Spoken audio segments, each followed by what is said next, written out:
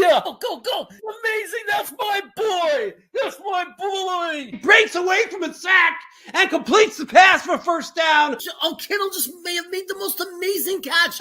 He fights for the first down and gets out of bounds too. It's no good. Overtime. Oh, what a catch. How do you drop that? What are you, Jamal Adams? Touchdown. This is a touchdown all the way. He reached over the pylon. San Francisco beat Cincinnati.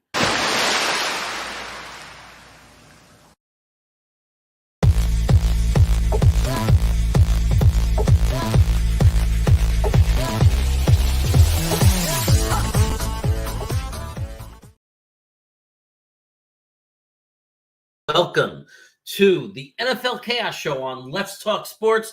I'm also filtering this out to my channel because, hey, we're talking about the Jets, so I couldn't leave anybody out. I want to give everybody the opportunity to see it. But you should subscribe to the Let's Talk Sports channel to see all sports all the time. I mean, there's like a million trillion shows. So it doesn't matter what sport you want to listen to. It doesn't matter which teams you want to hear about. It's everything. So it's constant entertainment being offered to you all the time. With that being said, let's welcome our guest. Of course, we're doing a New York Jets Bills preview. I don't think it would be a full preview or a real preview if we didn't have somebody to talk about the Bills. So please join me in welcoming Buffalo Bills content provider, Matt Larison. Jeremy, how are we? We're good. Welcome to the show. Absolutely. Happy to be here. All right. Good to have you. So let's just start with the obvious. How excited are we? Do you think are Buffalo fans right now? There's so much excitement in New York. So give me a perspective for Buffalo fans. You know, you guys have been contenders for the last couple of years. Is it the excitement, do you think, or is it a different feeling? Because we just got Rodgers. You know the deal. You know the enthusiasm and the excitement that's going on in New York. But being a team that's been a competitor the past 2 years, how would you describe the feeling of Bills fans going into the season?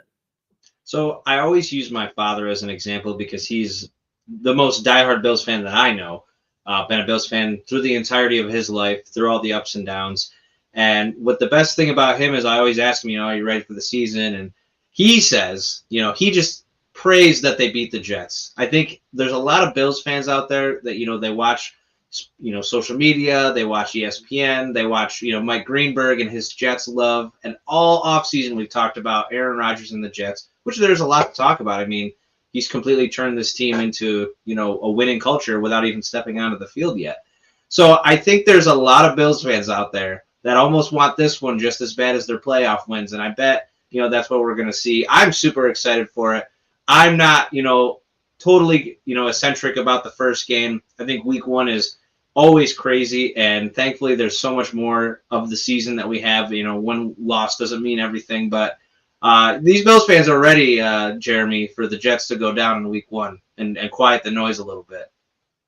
Yeah, I mean, and that's a natural thing, right? It's like I got to think the Bills locker room, leave the players too, is like, let's come out and punch these guys in the face and wake them up. Like, they're in la la land. They're all excited. Let's happy. Let's give them a quick jab in the face, a shot in the stomach, kind of walk out the winner. I think there's more pressure on the Jets to win the game because it's at MetLife. So it'd be really difficult to lose to the Bills and then later on during the season have to go back into Buffalo and take the win there. It would be, obviously it's easier for the Bills to say, okay, that was on their turf.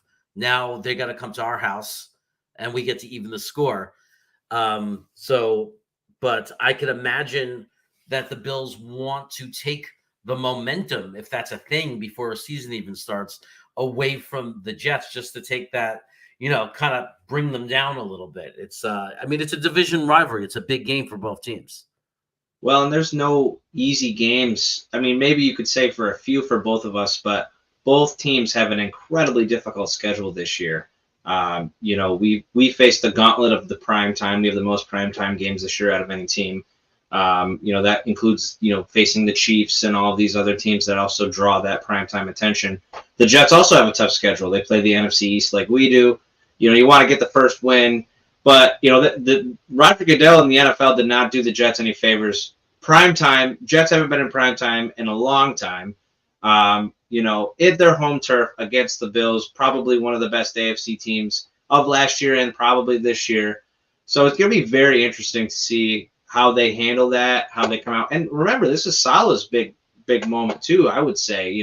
He's had some success with the Jets, definitely shored that defense up. That is an excellent defense, top 5 defense. So if Rodgers can do what he's supposed to do, what he came there to do, this is going to be a pretty dangerous team. And this week 1 is going to be an interesting look at that. You're taking my job away from me. But no, I mean, that's the kind of thing, like when a lot of people around the league, I want to control excitement and expectations, because the reality is we were 7-10 last year. We lost the last 5 games of the year. We fell apart. But it's impossible. It's like balancing 2 things. There's truth in the fact that we haven't done anything yet. But at the same time, it's a big difference, right? To take Zach Wilson / Michael White and convert that into Aaron Rodgers. It's obvious. Right. Any real football fan understands the significance of that change. Well, and what I haven't really realized until this offseason is how much of the media controls like their fandom. And there's a lot of Jets fans in the media. So they all came out in flux when Rodgers went to the Jets. Understandably so. I'd be excited too. Yeah. And I think that elevated things even more. And obviously Rodgers is only there for a short period of time. He is older. He's, 2-3 years. They knew it was a short-term, deal. So they expect success early. But this is not going to, maybe I'll be wrong, but this isn't going to take, 1 week. I'm sure it's going to take some time for them to really gel into the team that they're probably going to be for the rest of Rodgers' tenure. And that's totally fine. They don't have to win every game to make the playoffs. I know the AFC is tough, but just like Buffalo fans, they get all hot and bothered when they lose to Jacksonville 1 week, and then they go out and, they take care of business the other weeks. The regular season, you're not meant to win every game. It's okay. Get to the playoffs. If you can get a good, standings in the playoffs, that's great, or the first seed. And that's where you got to really prove yourself. That's what the Chiefs do. They lose their couple of, games every year to the Colts or whomever, but come playoff time, they're a different team. And that's really where it's going to matter. Right. And that's important to understand about the Jets is I think their defense is in year 3. So they're further along because they've had that continuity, and it's so important to have that continuity. And I think it's very it's only logical to assume that the Jets will run it back with the defense and be a top 5 defense. Based on the fact that it's just another year in the system and they've added a little bit more muscle to it. But the offense, new quarterback, new offensive coordinator, similar system, not the same. So it's not the same exact system, and just gelling, right? Like getting Lazard is new, not for Rodgers, but he's new for his teammates. Right. And Becton being back now on the right side, never really got to work with AVT over there. There's some things that they're going to have to adjust to. And I think that's why Jet fans were a little bummed that we got the Bills week 1. I like from one perspective, we're like, oh yeah, bring it. We have a chance to make a big statement. But the reality is the Bills were already there. They've been in the system year after year. They're there. They're flying. They're still in that period and that window of being a Super Bowl contender, and they're fully developed. And we need to prove, can we get there? Can we get to that level right away, right off the bat? Or will it take a season, and next year's really the year that we're going to have that really the bigger opportunity once we get kind of things going. So, it's kind of like be careful what you wish for. We want to make a big statement game 1, but at the same time, do we really want to play a team that is so gelled and so ready and so formed as their team when we might come out and find out that we're not as in sync as we need to be?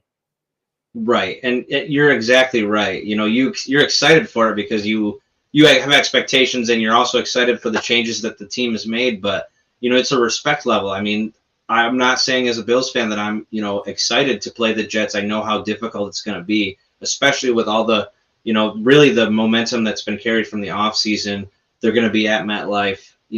Rodgers is a veteran. Like, this isn't going to be his first primetime game. Maybe some of these other guys, but the guy at the helm, the leader of the team, he's been there before.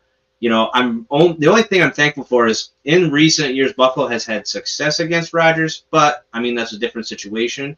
I'm just glad to see that at least Buffalo in the past, when they played him, they haven't been, fooled completely like, Brady. Maybe, he pretty much ate the Bills alive. He was 44-3 or something like that against them. So that's a exciting thing, at least, to make you feel a little bit better. But this is no slouch. Like, all of these teams in the AFC East, maybe besides the Patriots, they all have the talent to be in the playoffs. 10 wins or more. It's just whether or not, obviously the Bills have the most structure. They've done it the longest. But that doesn't mean that these guys can't come and do that. So you got to have the respect against those teams. And you got to feel a little nervous. I mean, every game is going to be very, very interesting. So it's going to come down to one of those AFC East teams that somehow sneaks that second win against that opponent, goes up 2-0 against them. That probably, takes it to the playoffs. Okay. Let's it's a preview, so let's now move over to the players. Let's move over to the status of our teams. Interesting thing, I guess we're curious just to hear it from your perspective. First of all, I hear a lot of people talking. I've seen on lists breakout season for Rousseau. Is it on your defensive line? How do you feel about him? And do you think that's a possibility? Is that something you're thinking that might happen, that he's going to have a breakout year? Yeah, so he is one of the draftees during the time where Brandon Beane really took that draft and said, we need to get pass rushers. They got Rousseau, they got Boogie Basham, who is now no longer with them. He was traded. So they kind of said, we know who we see here. We have Epinesa as well. But Rousseau is so long and so, he's got such good intangibles. He's gotten better and better every season. Now he's getting better at his pass rushing ability, which is something that Buffalo desperately needs, especially against guys like Rodgers and Mahomes. And Von Miller's obviously not going to be there right off the gate either. So I'm excited for Greg Rousseau. I think, the other guy I'm really excited for, he's not a rookie. He's not he's a veteran, but Leonard Floyd, guy that we signed in the free agency, huge defensive upgrade. We lost Tremaine Edmonds, obviously, in the free agency, but this is going to be a totally different defense. Rodgers has probably watched a lot of Buffalo Bills film over the last, offseason, but it's not even going to look remotely the same. McDermott's going to blitz. He's going to play a lot of man coverage. It is not going to be that 1970s nickel defense that Leslie Frazier ran all those times in Buffalo. So it's going to be very interesting, but I think that's going to help Rousseau. I think that's going to help his intangibles and help his skill level and make him even better. I think the guy we have that's in a similar spot, to compare him to is Jermaine Johnson, and he's a guy who, even though people say breakout year, they don't because the box score doesn't show a lot of sacks. He was actually very good at the other components of being an edge rusher, like sealing the edge, the run. And you probably know, you played against them, right? You saw that he actually was able to help us contain Josh Allen on the ground on a couple of plays. He made it a couple of good plays against Josh Allen, which got us all fired up. But now we're looking for the same kind of thing, like you're saying. Like, we're looking for the other part of that game to now come to life, the pass rushing part of the game. So I'm hearing a similar story in Rousseau, that we're looking at two guys that are probably going to rise in the division and be known names around the league pretty soon. So, oh, absolutely. And that's something that, the Jets have such a good defense that guys like him don't get talked about, because you have Sauce Gardner, you have Glenn Williams, you have all these guys. At one point, CJ Mosley, I know he's been hurt and stuff, but this defense is no slouch. They have, talent all across the board. So guys, they're going to slip through the cracks. And a big stat that people don't look at for, pass rushing is quarterback pressures. You're not getting maybe sacks, but you're getting quarterback pressures. And if there's one thing that affects, especially Josh Allen, quarterback pressure, it changes all of his, his check downs, what he wants to do in the pocket. That's where he scrambles. And the Jets did that in the second game. They really got to him. And obviously that was the game he got injured. But that is, at least as of right now in Allen's career, been his kryptonite. So if they can continue to do that, and they can build on that, that is going to be a huge factor for them on defense. I don't know if you see this. I got to take a break and just show you this. Billy SBC has been in the chat and he's talking all kinds of smack. And he's very enthusiastic right now. He's very excited, very enthusiastic. I mean, listen, Billy, 45. You guys could absolutely win, but it better be 45-42. Because if it's not, I'm going to be very upset. Yeah, I bet. I've said all along that I think that Buffalo this year is going to give up more points per game than they did last year because they're going to play a much more aggressive defense. Turnovers are probably going to increase, but they're going to give up more points because they're not playing soft, they're not playing back, letting you get in between the 20s. And that could definitely spell well for, a team like the Jets, who Rodgers, one of the best things he does is he can drop back and he can throw the ball really quickly, a few seconds in the pocket. Joe Burrow did that against the Bills in that playoff game, and it absolutely desecrated the Bills. He just ate through the zone. So hopefully that changes, but it better be a close game if it's that high scoring. I tell you what, Allen better get his butt in gear. Yeah. Look, it's funny. It's to say we're going to put up 45 only because I've watched Rodgers have bad games too. Like I've watched Rodgers have to become very human when he's playing a very good defense, right? So like I have to and I understand Billy's excitement. Sometimes I get into that mode where I'm so excited, but the reality is even the best quarterbacks struggle against really good defenses sometimes, and sometimes putting up 20 points is actually a good game for a quarterback when the opposing defense is winning reps in other positions, putting lots of pressure, and it takes everything the quarterback got just to put up 20 points, and it's actually a good performance where a lot of other quarterbacks would have faltered and been, a total mess. So to say we're going to put up 45, that's interesting. I kind of feel that like with New England, that's where I want our first 40 burger to come. I mean, obviously I'd want every game of the season to be a 40 burger, but if I had to pick in those first few games where I wanted to put up that 45-point score, it's really, I just want Belichick to walk off the field, and feeling humiliated. Listen, you guys did that last year against New England. I mean, that was Breece's game where he really, showed himself, and the Miami game, of course. No, we didn't beat New England last year. Oh, I am thinking of the Miami game. I'm sorry. Yeah. That was his breakout game. Yeah. We put the 40 burger on Miami. Yeah. So you definitely need to do it this year against New England, and it's very possible. And that, speaking on Breece, getting Dalvin Cook, I think, was big for them because I don't know if they're 100% sure or ready to say that Breece is healthy enough to take over as the lead back. And having Dalvin Cook there, why not? He wanted to be there. He's still an incredibly strong talent, so that is an incredible 1-2 punch. They've got other guys behind them, too, that are really strong, too.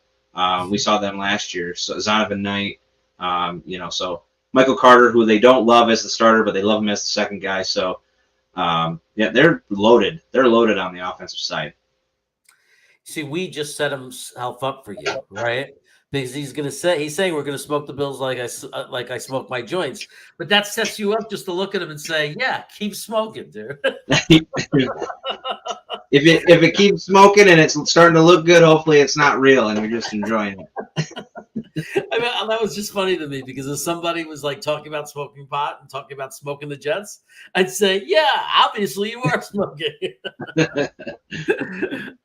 Look, it's funny because it's like I could see this game going in so many different directions. It's so hard to predict like you were saying before, it's a first game of the season. And how many times have we seen teams look nothing like they really are the first week of the season? I go back to 2 years ago when the Bills lost to the Steelers. It was an absolutely horrible game. And Buffalo had a great season that year. Definitely not a shell of what that was. And I always, I have my show, Let's Talk Bets. We talk bets. I almost never put a bet in week 1 in the NFL. I rarely do. If I do, it's the overs or the unders because you have no idea what's going to happen. These teams either come out flat or they come out with new schemes and nobody has any film on them. It is just absolutely crazy. So I take it with a grain of salt. Even if the Bills win, let's say the Bills win, I'm going to be happy about it. But you can't write that off and, put a staple on it. There is so much more of the season to go and so much learning to be made you could win week 1 and then lose to that same team in the playoffs. So I guess that's my humility trying to speak to me, but I've been a Bills fan. I know what it takes to have that humility. So I try to stay excited, but you have to understand, it's okay if they lose, but it's going to be a good statement win if whichever team does win. Now, you were talking about Von Miller before. So what side of this do you sit? Do you sit on the side of, because it sounds like you're somebody who's like, just make the playoffs. Seeds are great, but make the playoffs. If he is ready in a certain week, let's say he's kind of in the middle. Like, is he ready? Is he really 100%? Are you somebody who, if the Bills are doing fine, let's say it's 6 games into the season, they're 4-2 or 5-1, let's say 4-2, right? They're 4-2, 6 games into the season. Von Miller can come back, but there are some people like, it's one of those iffy things. Is it the right thing? 2 more weeks would really be great for him. We'd know he was 100%, less risk.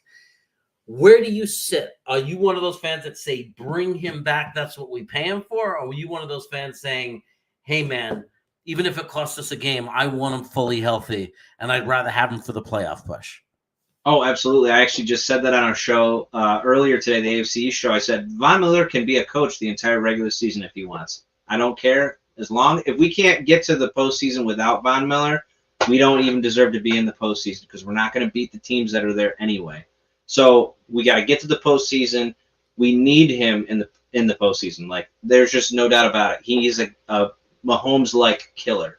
Not necessarily Mahomes himself, but you have to have a guy like that. And I think that with his injury history too, even if he were to come back past halfway of the season, it's going to be earlier than that likely.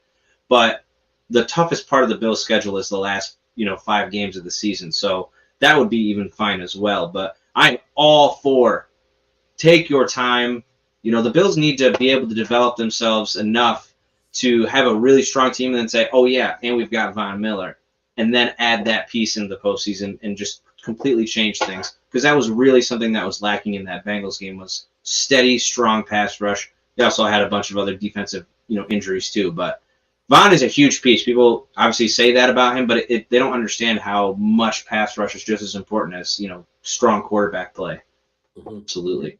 And I feel the same way about Breece Hall. Yeah, he's looking good, but I'm like, if they know something I don't know, if the doctors say it would be less risky to wait, then you wait. You wait. You got Dalvin Cook. Take your time, man. Yeah. So speaking of Dalvin Cook, give me the feeling of Buffalo fans. Did you guys want Dalvin Cook? Was there anger that there wasn't more of an effort? Was there a feeling there wasn't enough effort to bring him in? I kind of assumed with his brother there that might have been an advantage for him to go to Buffalo. So what's your feelings on that? What's the feelings of Buffalo fans on that? Well, when you look at the contract that the Jets gave him, I just don't think that Buffalo would have ever been able to give him that kind of money. So from a fan who understands how the money works, it doesn't frustrate me in any way. I think when they decided not to pursue Hopkins the way that they did, kind of set the bar for me. I knew what they were going to do. They weren't going to move anything, move the needle on any of these big name free agents. I really think that they like James Cook, and if they let him run, which the Bills did not do last year. They did not run the ball, and that's something they have to fix, or they will not be a strong postseason team. James Cook is absolutely perfect for that position. You have a few more carries. I've said this on our other show. He's like 6 carries away from the yards per carry average last year, and he would have been number 1 with like almost 6 yards per carry. So he's very efficient. He's actually a lot like his brother. I think if he improves in the passing game, he's going to be that much more deadly. But I mean, Dalvin Cook going there is perfect for the Jets. The rich get richer. I mean, you have Breece Hall recovering. Dalvin Cook can fill in, and then when Breece is back, they've got a 1-2 punch of 2, top 15 running backs in the NFL. So it's huge for Rodgers. Rodgers has got to be so happy that he's got 2 guys like that, and he's got Garrett Wilson and all these other huge weapons. He is probably loving his life down there. So, and we've seen that too on Hard Knocks. So, yeah, a happy Aaron Rodgers is deadly. So. Yeah, that's what we're hoping. We're hoping, I don't think any Jet fans think. It would be great to have him go back to his MVP type form, but I don't think any Jet fan believes and I can tell you already understand it as a knowledgeable fan, that he doesn't need to be the MVP. He doesn't need to be that good. Based on the quarterback play we had last year, it would be fine if he was just kind of like an average of his last 2 seasons. Well, maybe a little Jets, better than last year, but he doesn't have to be MVP. right. Jets, I think, were what, 31 or 32 in QB play. So they were almost last or at last. Yeah. So you put Rodgers, let's say he's 15 in the league. That's such a huge difference. That's a 12-win team last year. So, yeah, the quarterback play hurt the Jets so bad last year that they knew that was the only thing that they really had to hone in on and fix because the defense was so good. They have really good young weapons on the offensive side. So, I mean, as a Bills fan, I'm hoping it doesn't pan out. But they did the Jets general manager, the ownership did the right thing this time. They really saw an opportunity, took it, and they're hoping that it pays off in the next few years because, that's how you do it. You either draft a franchise quarterback or you find one that's already been in the league and you pay him a lot of money. That's how you win in this league. You'll be shocked how many Jet fans don't appreciate what Joe Douglas has done as GM in the last 3 years. It's incredible. But Jet fans, we have a tendency to never be happy. So it feels like maybe you have some Buffalo fans like that. So oh yeah. Yeah, so it's like we got people still complaining about him. And and I'm telling them, do you realize the rest of the league respects us now? The rest of the league thinks we've built a real team. They're considering us a real threat. Like 3 years ago, we were a joke, and now we're this team. People are really thinking, "Wow, we've got to like show up and make a statement." Like just to hear a Bills fan say, "We need to go in there and make a statement."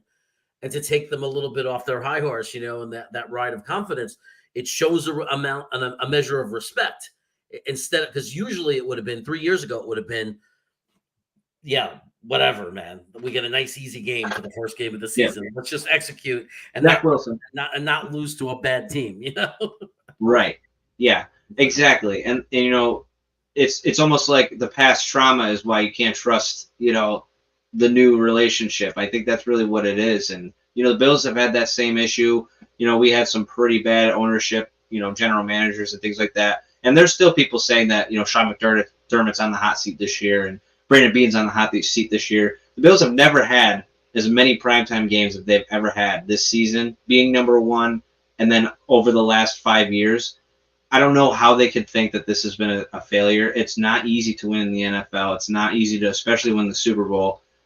So you have to take what you can get. The long-term success, the stability of what the Bills have done, you can't be upset with that. I just don't see how people are. And if this pans out for the Jets, I think the biggest thing for the Jets is, after, let's say, year 2 of Rodgers, I think what they decide to do at that point is a big deal because obviously Rodgers isn't going to be there like Josh Allen's going to be there for the Bills, 5, 10 years, whatever it may be.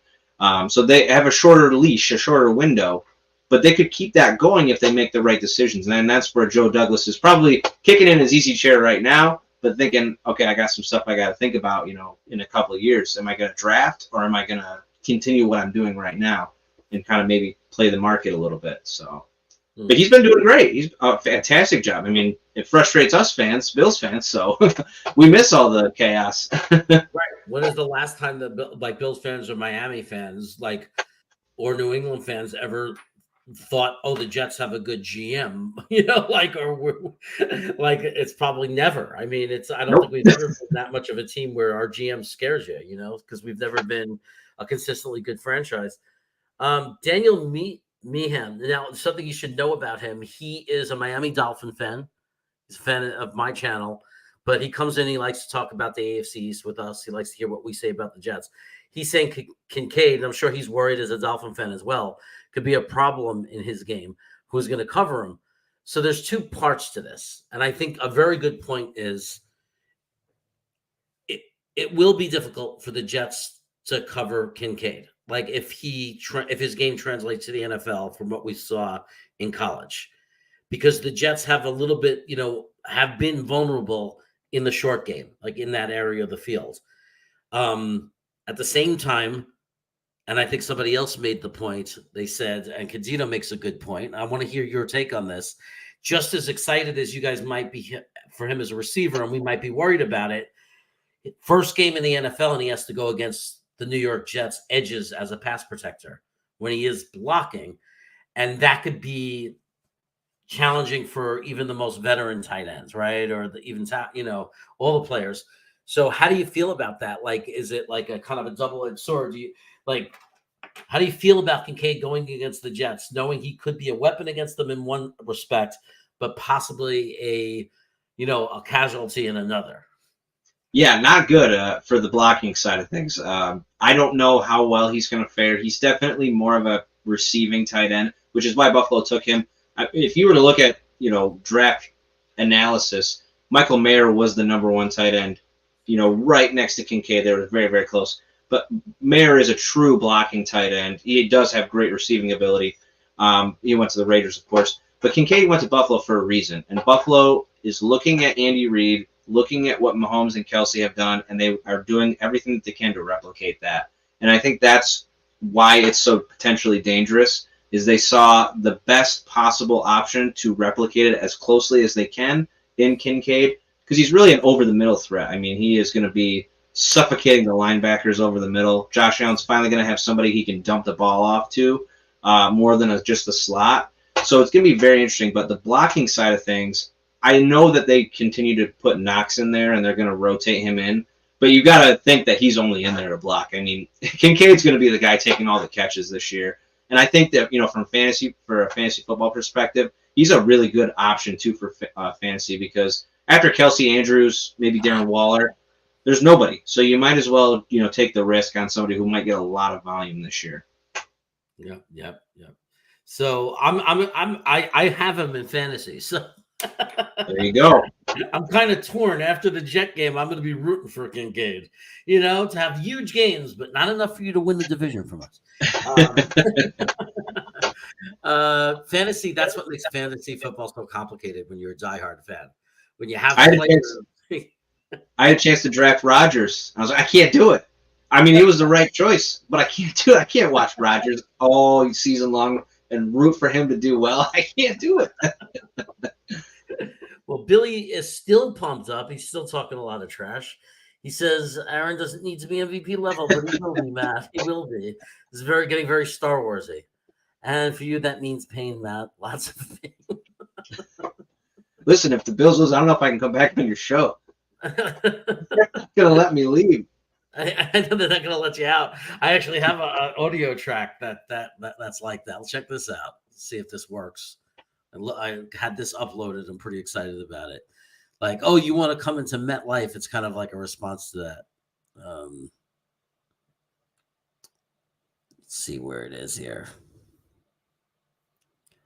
Here we go.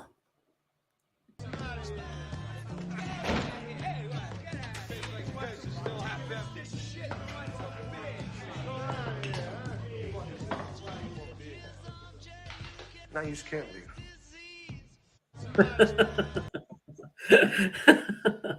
Do you remember that scene from Bronxdale? There it is. Now you can't leave. That's Billy right now. He's talking a lot of smack.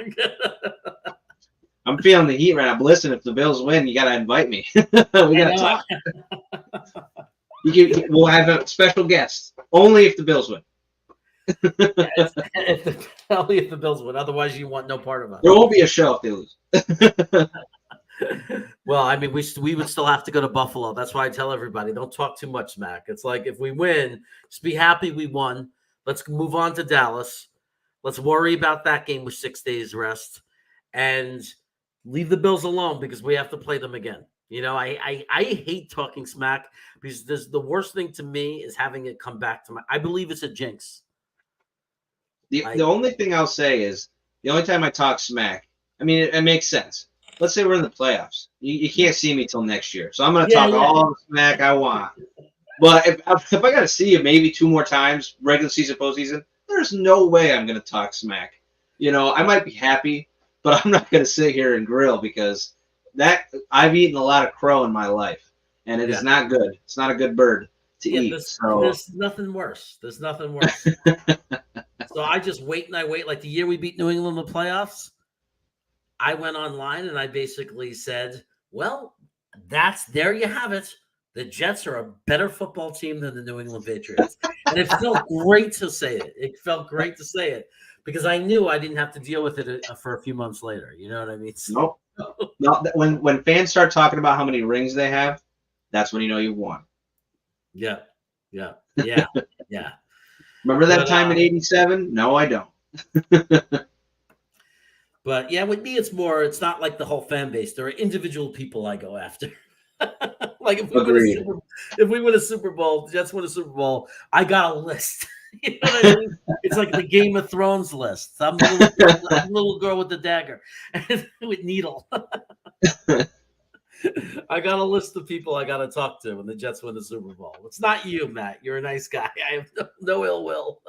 I'll be sad though. I'll be happy for you. It's funny. That's the hard thing. I have so many friends that are Jets fans. Like I kind of crazy how many I do, and it's like, man, I really want them to do good for them, but I can't say that.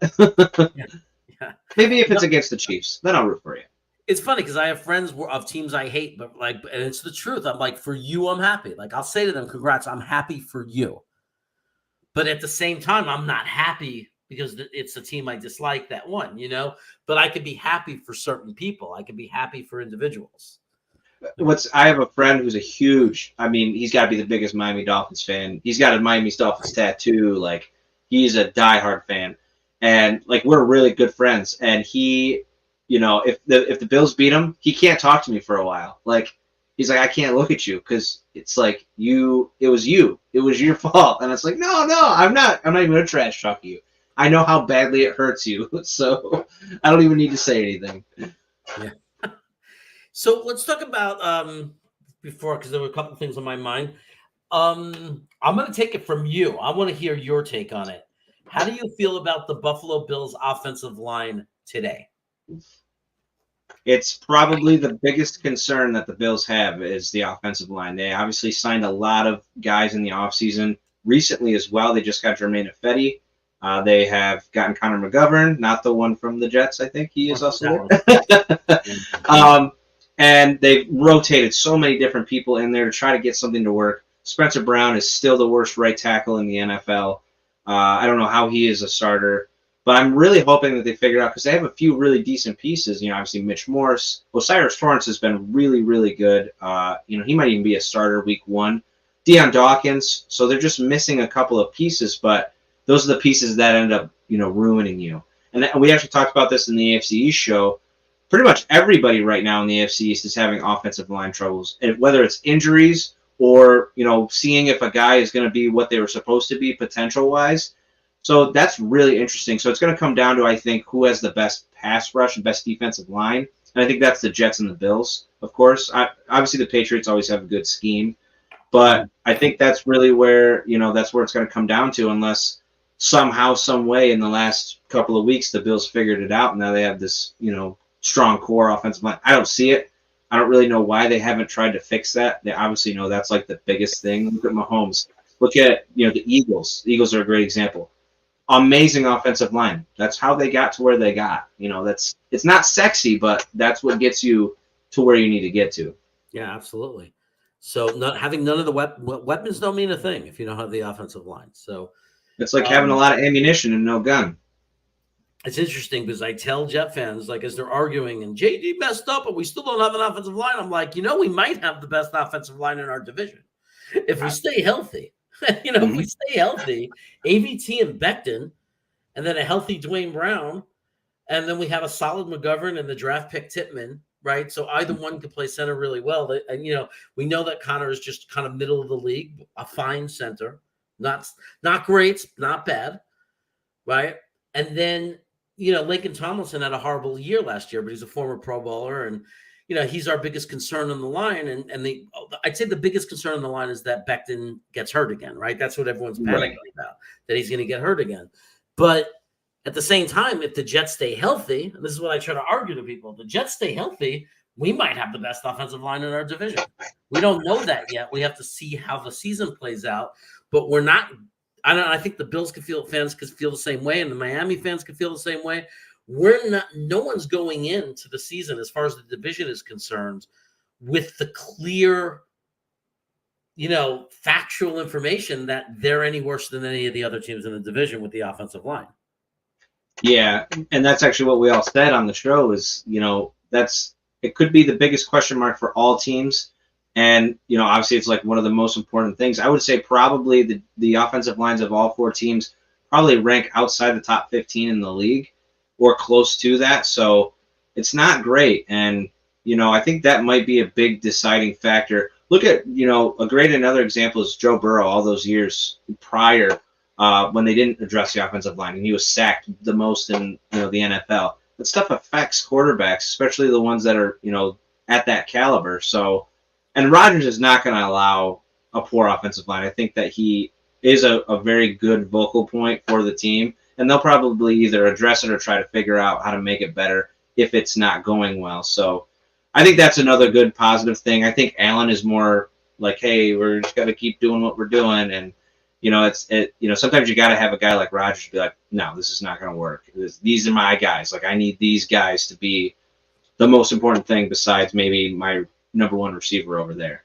So it's going to be so interesting. And Becton, he could be the number one offensive lineman if he's healthy and he is, gets time to really be in the NFL and hone his skills. He's got the skill, he's got the talent. It's just unfortunately injuries have played him. It's a crazy thing, and it totally controls the whole narrative, right? I mean, if he's healthy, like you said, he could be the best. He throws people around like rag dolls. Like he's seriously very, incredible player. But or he's a zero because he gets hurt, and he's out. And that's why it's so hard to predict what the Jets are going to be as far as the offensive line, because it's with Becton, it's like, wow. And without him, I'm not worried so much about Tomlinson. If Tomlinson keeps playing like crap, the Jets were playing Joe Tippmann at guard this preseason and preparing him not just to, so he's not only a backup center, he's a backup guard. A lot of people think he'll win the center job eventually. But the reality is if Tomlinson doesn't play well, they could move Joe Tippmann into right guard. And I would doubt that they would do that before Aaron Rodgers, because I'd say, oh, they're young coaching staff. They're going to be afraid because they paid all this money for Lincoln Tomlinson. They're not going to bench him. But if it's Aaron Rodgers and he thinks Joe Tippmann's going to be the better player and Tomlinson's not playing well, Aaron Rodgers will say, get this guy out of here and get this kid in, because I want the best possible talent on this team because I'm trying to win a Super Bowl. One other thing I think I'll say about the Jets offensive line situation is obviously their numbers were also skewed because, like we said, the amount of time it takes Rodgers to drop back and throw, the amount of time it takes Zach Wilson to drop back and throw, we could actually see a huge improvement just from the fact that Rodgers is going to be able to make a play develop much faster than Wilson. Maybe they don't block as long. Things like that are going to be a huge, factor in that as well. So, when you go from the 32nd best quarterback to Aaron Rodgers, I mean, it's going to make a lot of question marks until you actually get to see it too. So, very interesting. Did you? I don't know if you've ever heard of Streveler. He was a backup quarterback for the Jets. He played a little bit last year. I do remember hearing about him. I think the Bills have. Who was it that they got? They've rotated a lot of quarterbacks behind Josh Allen this season. They thought Kyle Allen was going to be the guy. Then Barkley got hurt. Boy, I'm trying to remember. Oh, Shane Bichelle signed with the Bills. Right. I think he's joking. I don't think Streveler went to the Bills. But Tony Alexio is the biggest Streveler fan. It's really funny. He loves Streveler. He wants him in the game every game. And he's kind of like, if the only player comparison I can make with him is Tim Tebow. He's very good rushing quarterback. He can take off, and he's big and he's strong, and he can run. But he can't hit the ocean if he, from a cruise ship. If he threw the ball, he's the worst passing quarterback you've ever seen in your life. But it's just funny because in the preseason last year, he won every game. He'd come in, he was the comeback kid, and then he came in against Jacksonville and actually he put up more yardage in one drive than Zach Wilson did the whole game. So.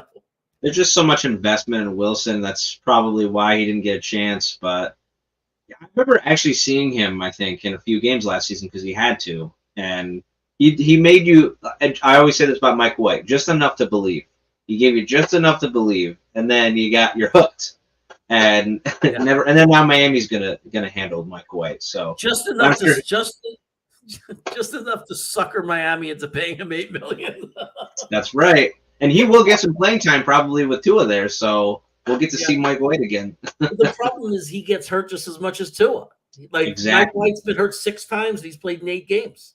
Yeah, the Bills banged him up pretty bad in that second game too. Oh. So Milano killed him. Oh, Ugh. oh yeah, it was right. yeah, no, I remember. Yep. Yeah. He killed him.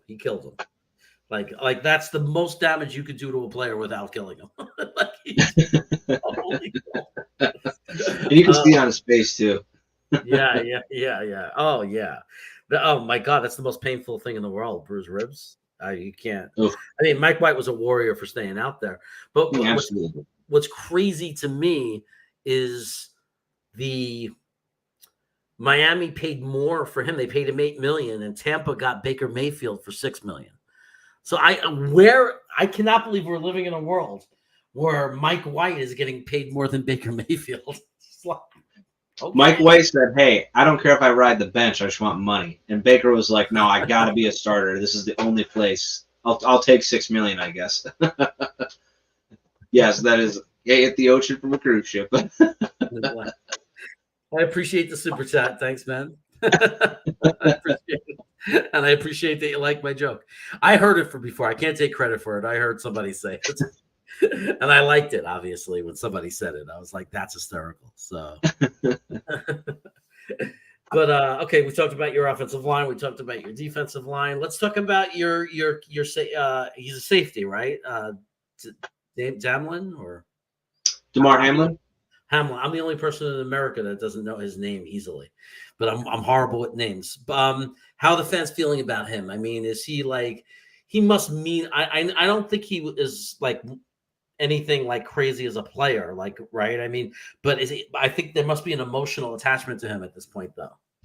Yeah, so it's hard. It's a hard conversation because you have to be realistic, and you also have to like understand the severity of what happened. Before DeMar Hamlin, that happened to DeMar Hamlin. I mean, as a Bills fan, someone who speaks to a lot of Bills fans, he almost was out the door. Like he was at that skill level. But you know, he obviously had what happened. He came back. He was in preseason, and he's done well enough to be on the team. And obviously, it is a huge motivator for the Bills, and it's a big deal for him. I mean, obviously, this is a difficult sport where you can literally lose your life at times, potentially. So, I mean, that's a huge story and a great, you know, comeback. But from a, like you said, from a skill standpoint, I mean, he's going to ride the bench a lot. He'll get in there and people will cheer, and then, like the media does, they'll find their next thing to follow. Hey, Billy, if you love Matt, you could find him at Let's Talk Bets. I'm sure he'll welcome you into the podcast anytime. So, I won't bet on this Jets Bills game. We'll cover everything else. I think I learned a long time ago, never bet on your own team, like especially when you're a Jet fan. Especially when you're a Jet Unless fan. you're betting them to lose. Then Well, you not either get even that. money. Not Really? even that. That's the thing. It's not even that. It's just as bad to bet when you're a Jet fan to bet for them to lose. Just as bad, because just like they have totally effed us for the past 40 years and broken our hearts, if you bet for them or against them, they will do the opposite of what they're supposed to do. So, like, It's almost like you're paying. It's almost like you're paying for your team to win, because if you bet against them, yeah, you might win if they lose, but you had to pay for them to win. Yeah, So it's when you get to that point. Yeah, I mean, it's like it never fails. It's like, what I know, like, what are the Jets going to do now to screw themselves? Oh, I know, we'll beat the Rams, who are literally about to win the Super Bowl a year later, and are a playoff team. Let's beat them and hand Trevor Lawrence to the Jacksonville Jaguars. I actually remember that. I remember that, and talking to my father about it, because he's a big Bills fan, and he's like, they just set themselves back, 5-10 years doing that. And listen, as a competitor, as somebody who's a fan, I understand to an extent. I mean, everybody's got to be saying this is the Trevor Lawrence Bowl. Come on, like I would have never seen Jets fans storm onto the field for a loss, but that might have been it. Yeah, I've never seen a punter. I mean, I didn't like Braden Mann because every fifth punt he'd muff. Like, he'd be a really good punter, top 10 punter in the NFL for 4 punts. And then the fifth punt, one out of every 5, he would muff. So I said, my feeling was, you can't have a punter like that. Like, it's not sustainable. You can't have a punter who's going to muff 20% of his punts. But he's the Muffin Man. Right, he's the Muffin Man. So when he's finally gone, and I'm celebrating because of that. Everybody else, every other Jet fan goes, screw that. He made the tackle to stop the return against the Rams. Like, the Rams were going to have a touchdown return, and we were going to be saved. And Braden Mann made the tackle. So everybody hates him for that. They hate him for something good, that he did something he's supposed to do. That's what they hate him for. Man, it's crazy. It's crazy how it all works. And now you have Aaron Rodgers. I guess the only thing that's sad is, he's not 27, like Trevor Lawrence. But, what are you going to do? Lesson learned, Jets fans, and all bad team fans. Last week of the season, that you lose. You lose for the future. The bottom line is, if we scrape out a Super Bowl, none of it matters. Oh, absolutely. We would have loved to have a sustainable team for 15 years and be contending every year, and that would have been great. But when you understand, as a Bills fan too, I'm sure, we want the ring. We want the ring. We could suck for 5 years after that. We want the ring. We'll worry about what happens after. After that, we just want the ring. There are some Bills fans that if Josh Allen won the Super Bowl, that we'd put a statue up in front of the stadium, and then we would let him retire because we, job done. I think that's especially for a Bills fan. I mean, we don't have any, so that's an even bigger issue. I mean, obviously the Jets was a long time ago as well, but we're at that point. Put a Nick Foles statue in front of the stadium type of a situation. I like it. So look, I think it's going to be an interesting game. And we feel the same way I feel the statue should be for JD, for Joe Douglas, the GM. Some people want the statue to be if we win for Aaron Rodgers. I don't care, but a statue must be built. If we win, we got to do something to make sure we never forget it. But we've come to that time where it's time to make our predictions. I think that one point you made that's very good is, I think it's going to be a tough day for the quarterbacks. It's funny you say that because that's where my prediction was going to go. I don't think it's going to be a high-scoring game. I think 27-21 Bills is my prediction. Right around the middle of the pack average score. I think it's going to be a feeling out process in the beginning, and then you probably will see a spark, maybe in the third quarter. But I'm going to take my Bills, of course, 27-21. Very, very close game. Very good. Okay. Now and it's funny because this has nothing to do with disrespect or what I think is going to happen when we go to Buffalo.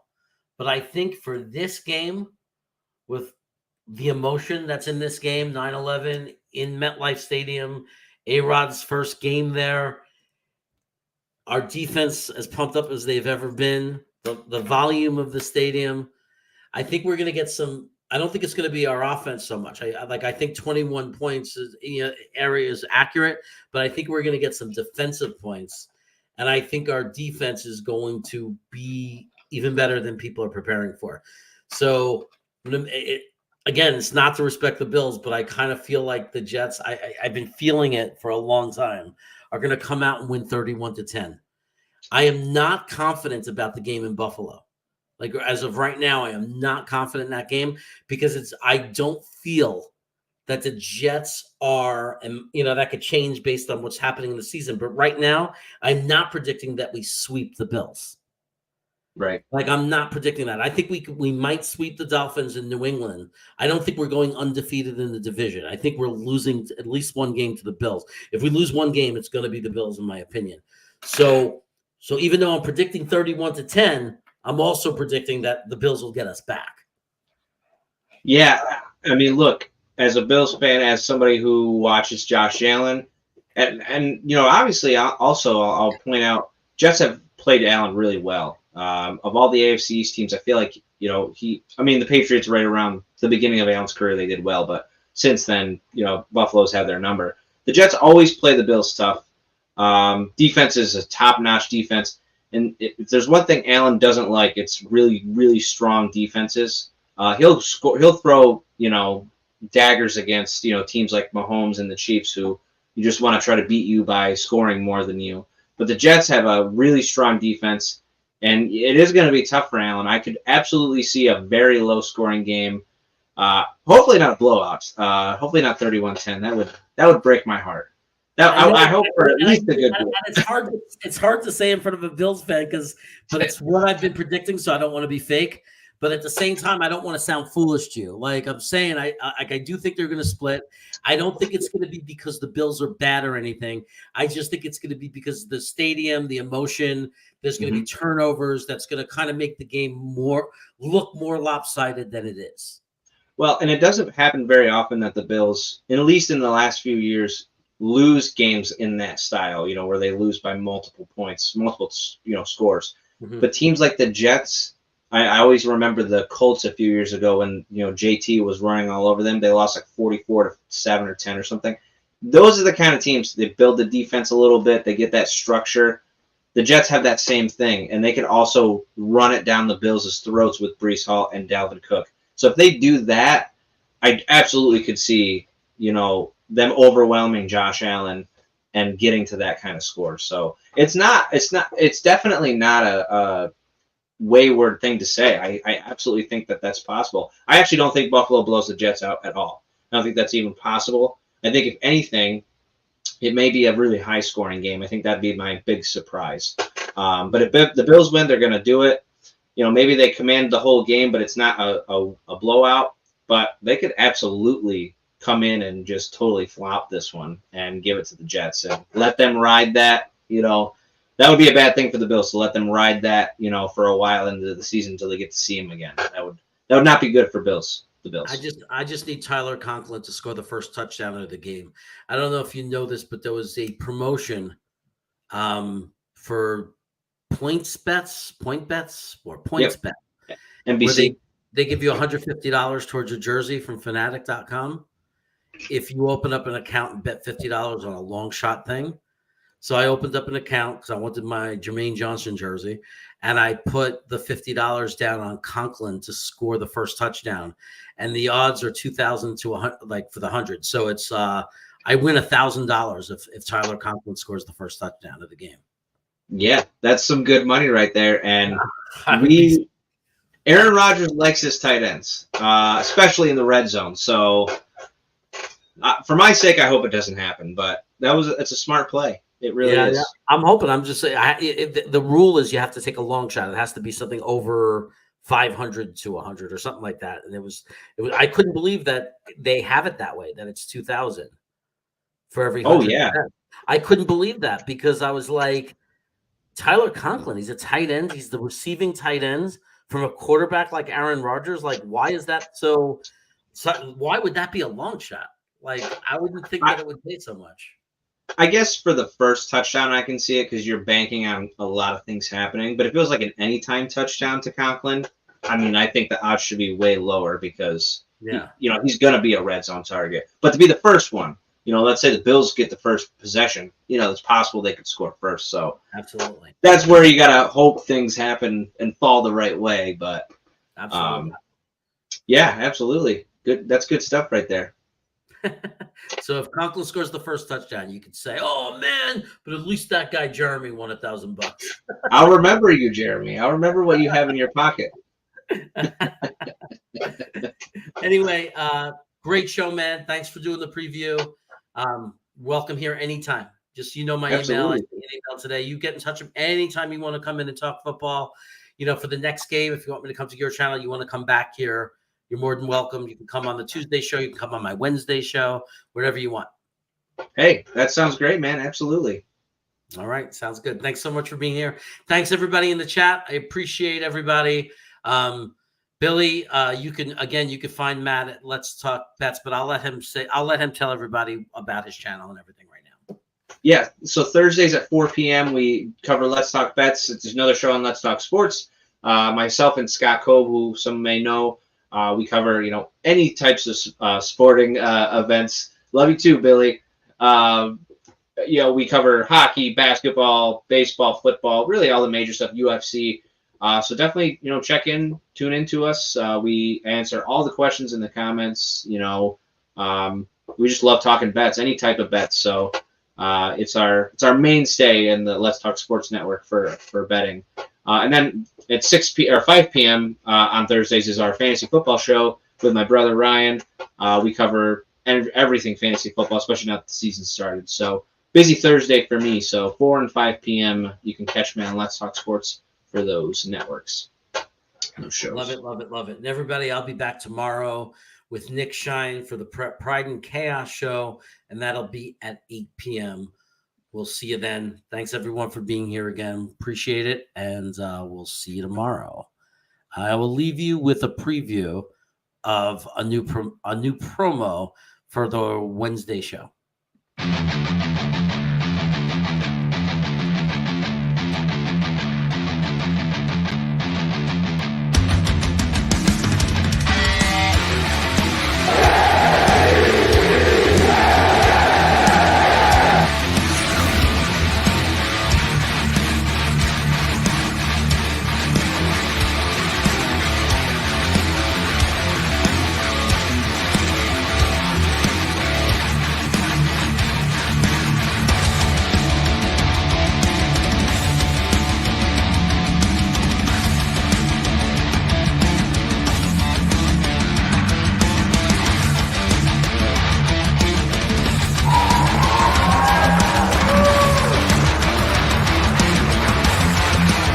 Now you can't leave.